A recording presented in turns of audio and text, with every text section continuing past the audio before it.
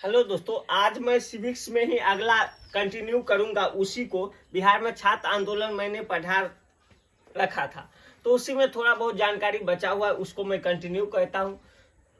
Page number 72 निकाल लीजिएगा। जब भी मैं पढ़ाता हूं तो बुक थोड़ा आगे में रख लीजिएगा। 1975 में आपातकाल के दौरान सरकार द्वारा इतनी ज्यादातर की गई कि जिसका उदाहरण लोकतांत्रिक देशों में नहीं मिलता।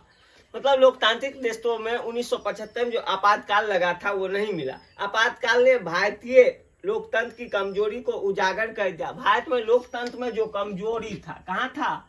लोकतंत्र में कमजोरी को उजागर कर दिया। उजागर मतलब दिखा दिया। सही अर्थ में आपातकाल के दौरान भारत लोकतांत्रिक नहीं रह गया था। आपातकाल दोस्तों देश में कब लगा था? तो 1975 में। क्यों लगा था? तो इंदिरा गांधी को न बताया गया 6 साल तक की इलेक्शन लड़ेगा, तो मौलिक अधिकार जो होता है सबको छीन लिया जाता है आपातकाल के दौरान, और देश में पुलिस व्यवस्था और टाइट हो जाती है। जो आदमी अपराध नहीं हो किया है ओकरो गिरफ्तार कर सकता है आपातकाल के दौरान। यही होता है। जैसे कि आपातकाल की अवधि समाप्त हुआ, लोकसभा में चुनावों की घोषणा कर दी गई, और सही अर्थ में 1977 में लोकसभा चुनाव एक तरह से आपातकाल के अनुभवों के संबंध में जनमत संग्रहण था। 1977 में आम चुनाव फिर हो गया। 18 महीने के आपातकाल के बाद जनवरी 1977 में निर्वाचन की घोषणा होते हुए सभी राजनीतिक नेताओं तथा कार्यकर्ताओं को जेलों से रिहा कर दिया गया, और जितने भी लाखों लोगों को आपातकाल के दौरान जेल में डाला गया। आपातकाल की स्थिति 18 महीनों तक चला था, 1977 तक। 1977 के चुनाव में इन मौके पर विपक्षी दलों ने जनता पार्टी नाम से जिस राजनीतिक दल का गठन किया उसे लोकसभा में अप्रत्याशित सफलता प्राप्त हुई। अप्रत्याशित रूप से सफलता प्राप्त हुई, जनता पार्टी को बना था 1977 में। 1977 के लोकसभा में हुए निर्वाचन में जनता पार्टी और उसके साथी ने लोकसभा में कुल 543 सीटों में से 330 सीटें मिली थी। जनता पार्टी को कितना सीट मिली थी? जनता पार्टी को 330 सीटें मिली थी, और सरकार बनी थी किसकी? जनता पार्टी की। कब? 1977 में, फर्स्ट बार, जिसको अभी बीजेपी कहते हैं, भारतीय जनता पार्टी, उसकी। उसके बाद दोस्तों क्या हुआ था?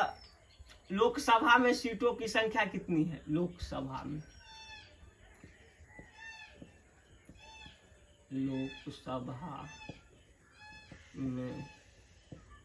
सीटों की संख्या अभी दोस्तों है 543, ठीक।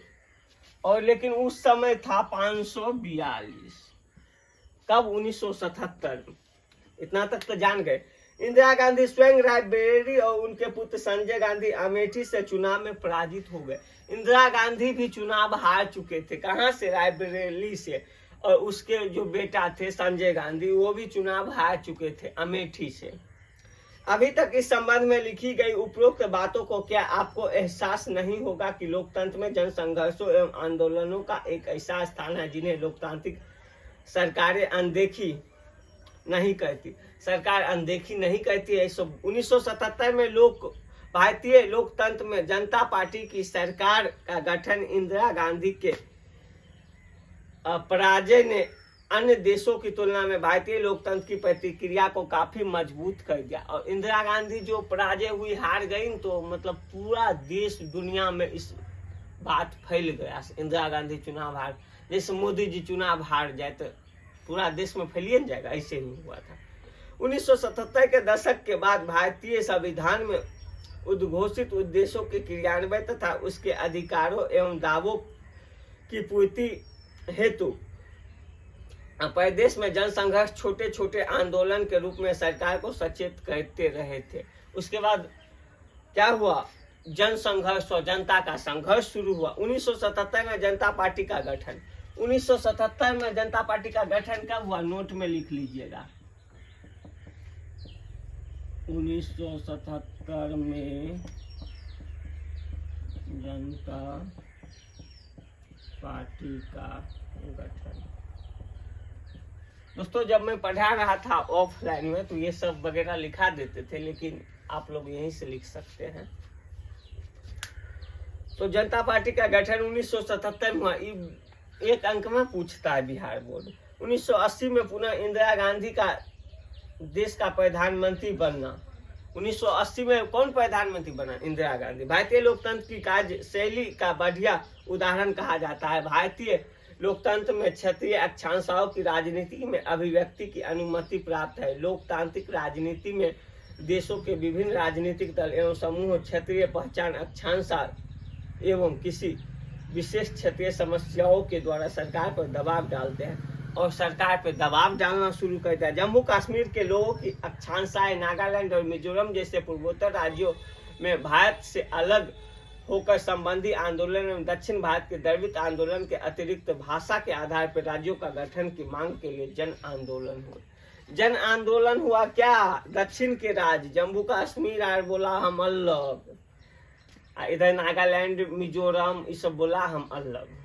उदाहरण के लिए, अब उदाहरण के लिए देखते हैं, तमिलनाडु में हिंदी को राजभाषा बनाने के विरुद्ध आंदोलन चलाया गया। तमिलनाडु में ना, तमिलनाडु कहाँ पे? तमिलनाडु में राजभाषा जो हिंदी था ना, इसके लिए आंदोलन छिड़ गया। बोला हिंदी नहीं रहो तो तमिल रहो, तो की रहते तमिल। हाँ।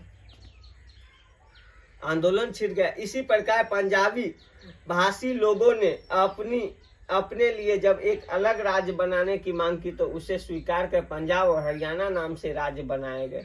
अब पंजाबी भाषी लोग अलग राज्य बनाया, राज्य का नाम रखा पंजाब और हरियाणा। बाद में छत्तीसगढ़, झारखंड एवं उत्तराखंड का गठन भी क्षेत्रीय मांगों के अनुरूप हुआ। मांग के अनुसार कौन कौन राज्य बना बाद में? छत्तीसगढ़, झारखंड, उसके बाद उत्तराखंड। अब हम भारत के विभिन्न प्रदेशों एवं क्षेत्रों में हुए उन आंदोलनों का वर्णन करेंगे जिसने जनसंघर्ष का रास्ता अख्तियार कर सरकार पर ध्यान उन समस्याओं तथा उसके निराकरण में किया गया। संक्षेप में ऐसे प्रमुख आंदोलन निम्नलिखित है। अब हम लोग अगले क्लास में बउआ पढ़ेंगे चिपको आंदोलन। क्या पढ़ेंगे?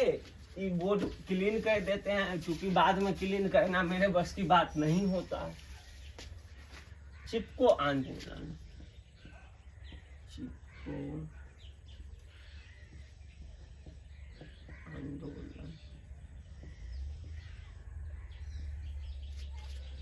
दोस्तों आज के वीडियो में इतना ही रहने दीजिए, इसकी चर्चा मैं अगले क्लास में करूंगा। ये छोटा सा ही वीडियो था। ये वीडियो आपको कैसा लगा प्लीज मुझे कमेंट करके जरूर बताइएगा। फिर मिलेंगे किसी नए वीडियो में, तब तक के लिए विदा लेते हैं। जय हिंद, बाय बाय।